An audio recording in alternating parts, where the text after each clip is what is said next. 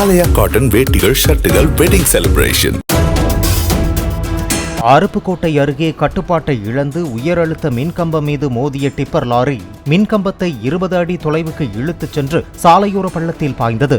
லாரியின் முன்பகுதி சேதமடைந்த நிலையில் பலத்த காயங்களுடன் உள்ளே சிக்கியிருந்த ஓட்டுநரை மீட்டு மருத்துவமனைக்கு அனுப்பி வைத்தனர்.